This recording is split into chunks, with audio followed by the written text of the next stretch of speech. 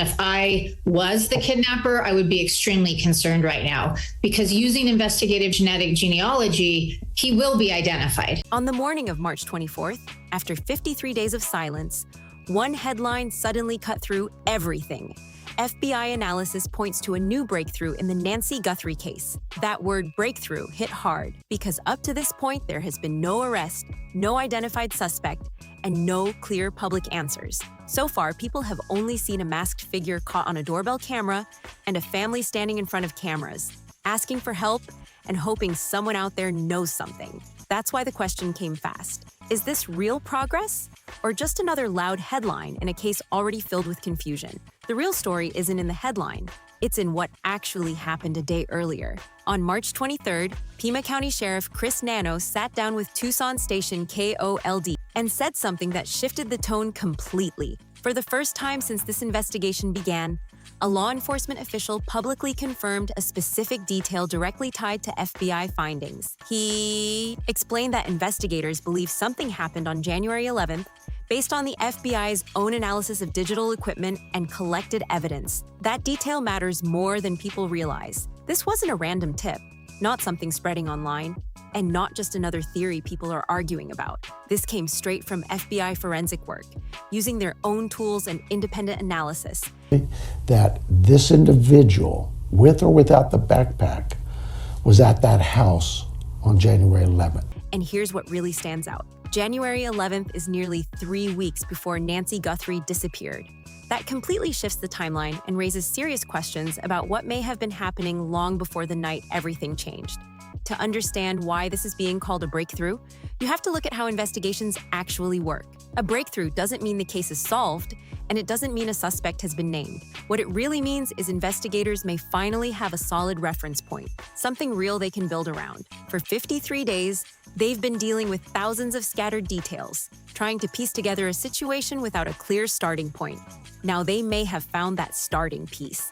Think of it like a puzzle, not the finished picture, but that one corner that suddenly helps everything else begin to line up. Before this moment, there was no confirmed timeline before the night of the disappearance, no verified earlier activity, no confirmed visits, nothing officially placed on record. At the same time, the scale of this investigation has been massive. And then also, and this I found to be particularly interesting, they are asking about, there's several houses that are under construction in the neighborhood, and they are asking specifically for names of contractors and workers who were working in the neighborhood on those houses, on those construction projects. And I'm talking about like specifics, like they... Over 19,000 tips have come in, and a full-time task force has been working nonstop. Multiple FBI agents, along with 5 officers from the Pima County Sheriff's Department, have been focused on this case since early March, following every possible lead. Even with all that effort, not a single law enforcement official had confirmed that something specific happened before the night Nancy Guthrie was taken, not until March 23rd. That moment changed everything, and that's exactly why it matters so much. The pattern of this case has been frustrating for anyone paying close attention. A new detail appears, investigators call it significant, and then the media runs with it until it grows into something bigger than it really is. People start expecting answers, expecting movement, expecting an arrest, and then nothing happens. The cycle keeps repeating, but what happened on March 24th felt different. Not because of how it was reported, but because of what Sheriff Nanos actually said the day before during that KOLD interview. He didn't speak in vague terms, and he didn't suggest they were just chasing another lead. He made it clear that the FBI's own analysis of the equipment led to a specific and consistent belief tied to a specific date. That's a major difference. This wasn't speculation, and it wasn't something pulled from public tips. This was a direct statement about an investigative conclusion based. We have successfully worked a lot of mixture cases in investigative genetic genealogy. So initially I wasn't too concerned about it because you can sometimes have very straightforward mixtures where you have the victim's DNA and the perpetrator's DNA, and it's not difficult to deconvolute that, to separate out the perpetrator's DNA that you're trying to identify. On forensic work. And here's where things start connecting in a way that's hard to ignore. Just 2 days before that interview, on March 21st, the Guthrie family released a public message through KVOA during a special broadcast focused on bringing Nancy home. In that message, they made a very specific and unusual request. They didn't just ask people to think about the night of January 31st or the early hours of February 1st, which is when the disappearance was officially reported. They pointed directly to January 11th, asking people to go back in their memory and think about what they saw that night. That detail stands out.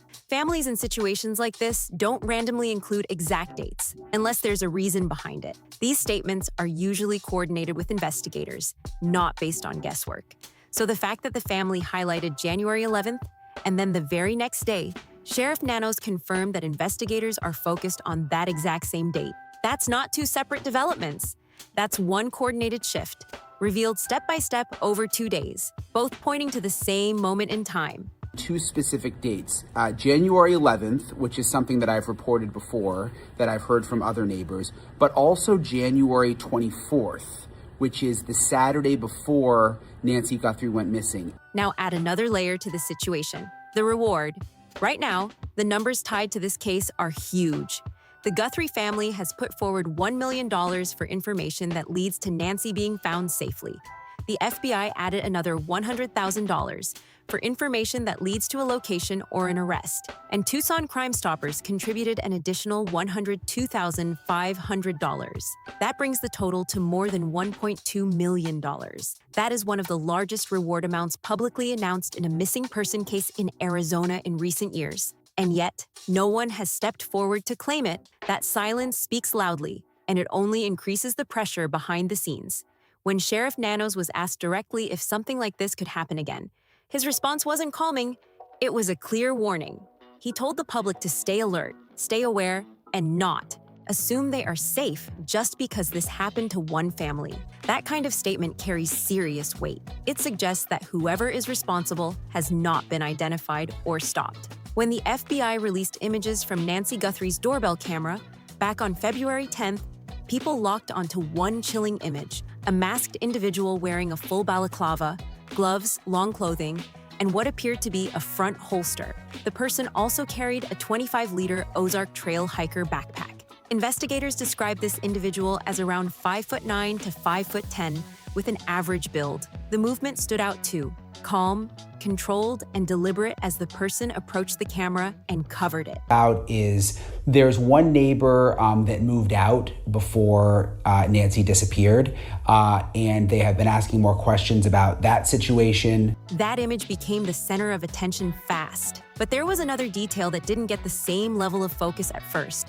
There was more than one image released. In another photo, the same masked figure appears again at the property, same general look, same face covering, but without the backpack and without visible gear. In that moment, the person is simply standing there on the property. That difference raised serious questions. Why would the same individual appear in two different states, one prepared and one not? A source familiar with the situation later told Fox News Digital that one of those images may have been taken on a different day. That opened the possibility that this person could have been at the home before the night everything changed.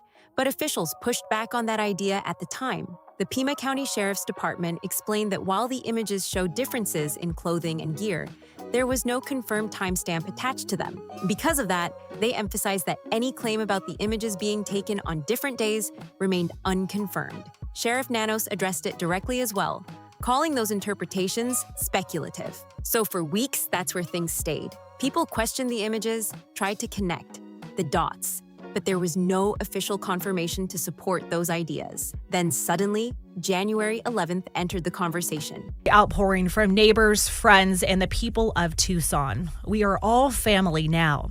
We continue to believe it is Tucsonans and the greater Southern Arizona community that hold the key to finding resolution in this case. Someone knows something.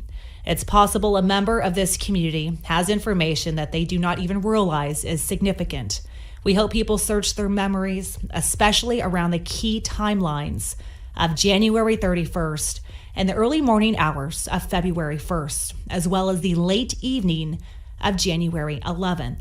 In mid-March, reports revealed that FBI agents had been going door to door in the Catalina foothills area, speaking with neighbors near Nancy's home. But they weren't asking general questions. They were focused on one specific date, January 11th. Neighbors were asked to check their camera systems, review footage, and think carefully about anything they may have seen on that exact evening. Not a range of dates, not a vague timeline. One precise moment investigators clearly believe matters. The precision of that request stands out immediately. In an area already heavily canvassed, that level of detail doesn't come from guessing. It points to something the investigation already had. And that something traces back to the Nest camera data. When Sheriff Nanos explained the focus on January 11th during an NBC News conversation on March 22nd, he revealed a key detail. Google had initially told investigators that one specific surveillance image, the one showing the individual without the backpack, might have come from January 11th. That early assessment triggered action. Investigators began treating that date as a possible earlier visit. Neighbors were asked to review footage from that exact evening, and the Guthrie family was informed that the date could be important. But then everything shifted again. Google pulled back its own statement. The company later told authorities it could not definitively confirm the image was from January 11th or from any specific date at all. As Nanos explained, the date was first suggested, then later withdrawn because it couldn't be verified with certainty. That moment could have slowed everything down. But instead of stepping away from January 11th, something unexpected happened next. On March 23rd, during that KOLD interview, Nanos didn't retreat. He reinforced the point. He confirmed investigators still believe something happened on January 11th, and this belief was no longer tied to Google. It came from the FBI's own analysis of the equipment and digital evidence. That distinction is huge. Now there were two separate reviews of the same evidence. Google examined cloud-based data, pointed to January 11th, then stepped back. The FBI went deeper, analyzing the physical device and reached a similar conclusion. Without pulling back, one side stepped away, the other stayed firm. And that's where things start to take on a different meaning. Because if the FBI is right, then someone was at Nancy Guthrie's home nearly 3 weeks before the night she disappeared. Not fully equipped, not acting with urgency, not showing the same behavior seen later, just present. That suggests something else. Preparation. It points to someone studying the property, observing the environment, testing visibility, and learning how the camera system worked. Former FBI agent Jennifer Coffindaffer shared her view publicly on March 22nd, saying that earlier visit could have been a trial run, a quiet setup before everything escalated. She even pointed to environmental conditions. We desperately ask this community for renewed attention to our mom's case. Please consult camera footage, journal notes, text messages, observations, or conversations that in retrospect may hold significance. No detail is too small. It may be the key. We miss our mom with every breath, and we cannot be in peace until she is home. We cannot grieve. We can only ache and wonder. Our focus is solely on finding her and bringing her home. We want to celebrate her beautiful and courageous life, but we cannot do that until she is brought to a final place of rest. Thank you for continuing to pray without ceasing. The Guthrie family.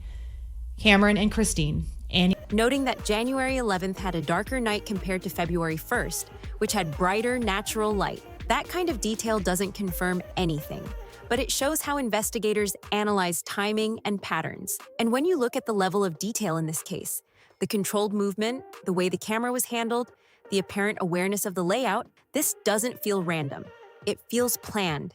And if there was a visit weeks earlier, that expands the timeline in a major way. A longer timeline means more chances for something to be noticed, more opportunities for someone to remember a detail or capture something without realizing it at the time. It also raises another key question. If someone was at that property earlier, could evidence have been left behind before the main incident even happened? That brings the focus to DNA. On February 19, 2026, Sheriff Nanos confirmed that unknown genetic material had been found inside Nancy Guthrie's home. This DNA did not belong to Nancy and didn't match anyone known to have regular contact with her. Investigators believe it could be linked to the person responsible. But there's a complication. The sample is mixed. That means the genetic material contains contributions from more than one individual. And while that may sound unusual, it actually happens often in real investigations. When someone moves through a lived-in space, touching surfaces, and interacting with objects, traces can overlap. That creates a layered mixture that takes time to separate and analyze. To isolate a usable profile, specialists have to carefully extract one individual's markers from the combined sample. That requires advanced processing and precision. Sheriff Nanos was clear about this challenge. He explained the lab is actively working on it, but results could take weeks, months, or even longer depending on the complexity. At the same time, another possible piece of evidence appeared. A glove was found along a roadside about 2 miles from Nancy's home. It looked similar to what the individual in the footage was wearing, which made it important right away. That glove was tested, and the DNA was entered into CODIS, the FBI's national database containing millions of profiles. But the result came back with no match. Further analysis later traced that DNA to a nearby restaurant worker who had no connection to the case. That discovery ruled the glove out as a direct link, so the focus shifted right back to the DNA found inside the home. That remains the strongest biological lead investigators have right now, and according to experts, it still carries real potential. Cece Moore, a well-known genetic genealogist who has helped solve hundreds of cases, responded to the mixed DNA finding with cautious optimism. She explained that while mixed samples are more complex, they can still be analyzed. It just takes more time because specialists must first isolate the correct profile before running deeper comparisons. She also highlighted something critical: the location of the DNA matters. Because it was found inside the home, it increases the chances that it's directly connected to the person investigators are trying to identify. Then she offered a practical explanation for how DNA could have been left behind without being obvious. In the footage, the individual appears to be using a flashlight held in the mouth at certain moments, freeing both hands while working at the door. That detail matters, because holding an object like that naturally creates contact, and contact leads to transfer. At some point, that flashlight would have been removed, creating an opportunity for trace material to move onto gloves or hands. From there, anything touched, doors, walls, surfaces, could carry that trace further into the home. Even careful actions don't completely remove that risk. And that's why Moore remained hopeful. In March 2026, she even suggested investigators take another look at the scene itself. Her recommendation was direct, return, re-examine, and collect additional samples. She pointed out that even something as small as a hair without a visible root can now be useful in modern forensic work. DNA, as she explained, can remain stable over time, meaning valuable evidence could still be present even after weeks. Her view was simple but powerful. If the DNA hasn't already been fully captured, there's still a chance it's there, waiting to be found. A rootless hair might sound minor, but in modern forensic science, it can still be meaningful evidence. Even without the follicle, it carries mitochondrial DNA, which can help build a genetic profile. Today's technology allows investigators to extract usable information from material that would have been unusable years ago. That profile can then be entered into specialized genealogy systems to begin tracking connections. This is where investigative genetic genealogy, often called IGG, comes into play. The process follows a clear path.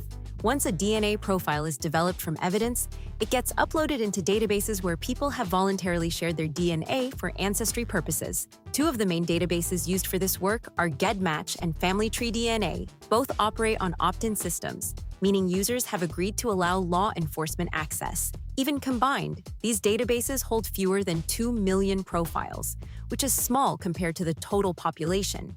But this is where the method becomes powerful. Instead of searching for a direct match, analysts look for partial matches, people who share small portions of DNA with the unknown individual. These could be distant relatives, cousins, or extended family members.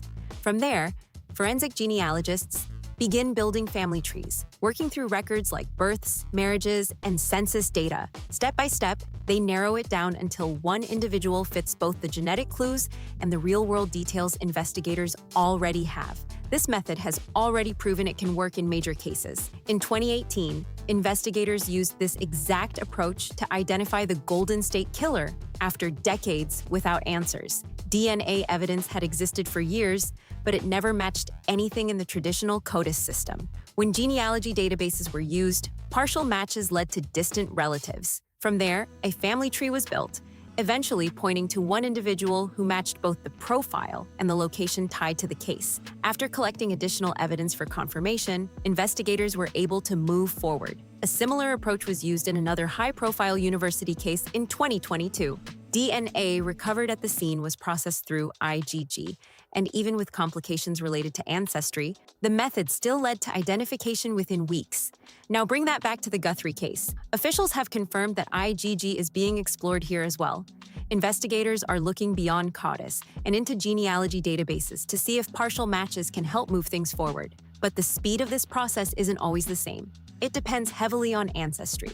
Experts explain that if someone has deep roots in the United States, especially within groups that are well represented in these databases, matches can appear quickly, sometimes within hours. But if the ancestry is more recent or less represented, the process can slow down, stretching into weeks or even months. That factor becomes especially relevant in a place like Tucson, Arizona. The area sits close to an international border, and investigators have already coordinated across jurisdictions as part of standard procedure. Whether ancestry is affecting the timeline hasn't been confirmed, but it's something experts consider when evaluating how long this type of analysis can take. One thing has been made clear, though: there is strong confidence in the method itself. Experts believe this process can eventually lead to identification, and that confidence comes from real results, not theory. At the same time, while the forensic side continues, another layer of the investigation has been unfolding on the ground. In mid-March, federal agents returned once again to the Catalina Foothills neighborhood.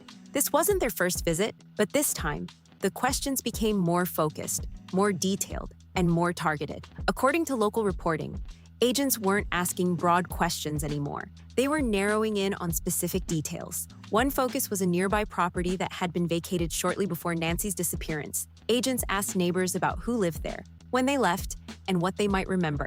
Investigators have not said this property is directly connected, but in a case that appears to involve planning and familiarity with the area, even small details like this matter. A recently vacated home could provide a quiet vantage point, a place where someone could observe routines without drawing attention. That possibility alone makes it something investigators cannot ignore. The level of preparation seen in this case suggests that whoever was involved had a strong understanding of the environment, where cameras were placed, when activity was low, and how to move without drawing attention. That kind of awareness usually comes from time spent in the area, and that's exactly what investigators are trying to map out right now. The second major focus involves construction activity in the neighborhood, and this is where things become even more detailed. Agents weren't just asking if anyone noticed workers around, they were asking for names. Every contractor, every worker, every person who had a legitimate reason to be present in that area in the days and weeks leading up to February 1st.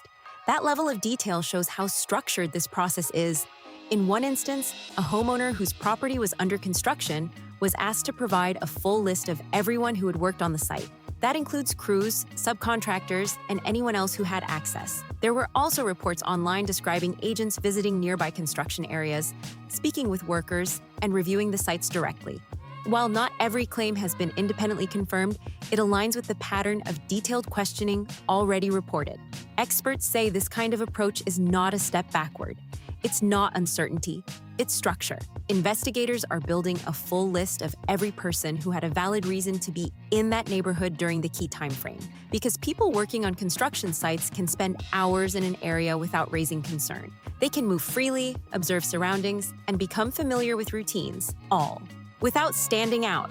And in a case where timing, planning, and location awareness are major factors, that kind of access becomes extremely important. Construction crews bring a level of access most people don't even think about.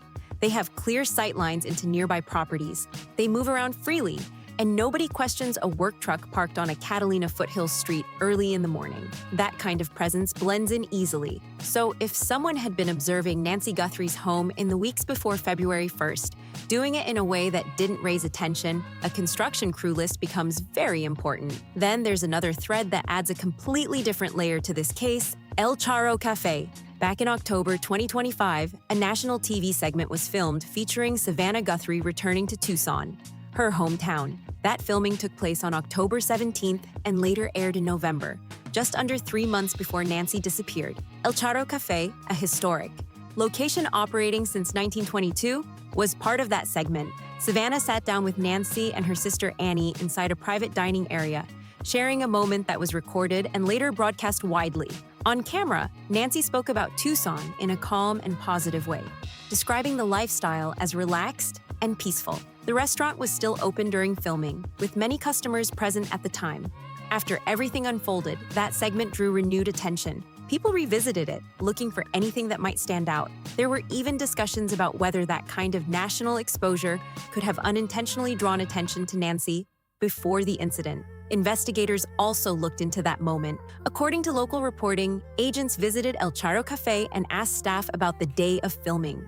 They wanted to know if anyone acted unusual, lingered around the production, or stood out in any way. At the same time, restaurant leadership stated publicly they had not been contacted at that stage. Whether follow-up conversations happened later hasn't been clearly confirmed. But the key point isn't just that visit, it's what it represents. Investigators are building a full timeline of Nancy Guthrie's visibility in the months leading up to February 1st. Every location, every appearance, every moment where someone could have observed her without being noticed is being mapped carefully. And when you step back and look at all these threads together, the construction workers, the vacated property, the restaurant visit, they all connect to one central question. How did someone gain enough knowledge to plan something this precise? That's what investigators are trying to answer. Piece by piece, detail by detail, they are building a full picture. What's being described as a breakthrough isn't just one discovery. It's the moment multiple lines of investigation begin pointing in the same direction. The FBI's independent forensic work on the Nest camera hardware led to a consistent conclusion that something happened at the property on January 11th. Google's earlier analysis pointed to that same date before stepping back from confirming it. The Guthrie family publicly highlighted that exact evening, and Sheriff Nanos later confirmed the FBI's position during a recorded interview on March 23, 2026. That sequence matters because it shows alignment across different parts of the investigation. This isn't based on rumors or outside claims. It's a statement made publicly by a law enforcement official, grounded in forensic analysis. At the same time, unknown DNA found inside the home is still being processed using advanced methods that have helped solve major cases before. Experts have made it clear that while it takes time, this type of evidence can lead to identification. And while that process continues, investigators are actively working through names, locations, and timelines. They now have records of construction workers active in the area. They are reviewing details about a nearby property that was vacated, and they are retracing Nancy's public movements to understand how someone could have targeted her. All of this is happening at once, and behind it, there is a level of technical capability pushing the investigation forward. The same teams that recovered digital evidence from systems that appeared to have no remaining data are now analyzing hardware to reach conclusions about earlier activity. That's how January 11th became such a critical point. At the same time, there are still limits to what is known. No suspect has been publicly identified. No arrest has been made, and officials have been clear about that. Sheriff Nanos stated openly that while investigators believe they have strong evidence, there are still uncertainties and nothing is being ruled out. He also emphasized that many elements remain unconfirmed at this stage.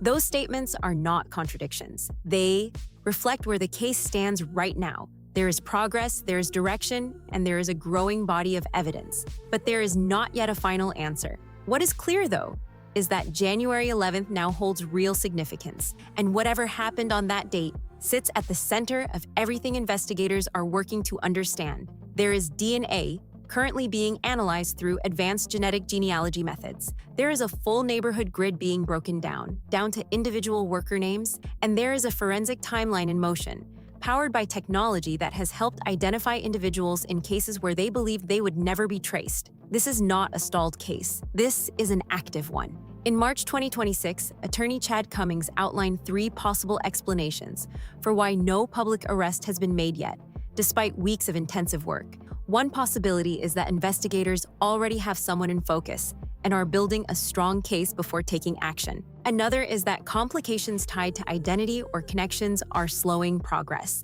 And the third is that they are still narrowing in and have not fully identified a specific individual. He did not state which scenario is most likely, but based on what has been shared publicly, the steady confirmation of key details, the focus on January 11th, and the confidence in the evidence. It points more toward progress than uncertainty. Former FBI agent Greg Rogers also shared his view, saying he believes there is serious work happening behind the scenes with the DNA analysis.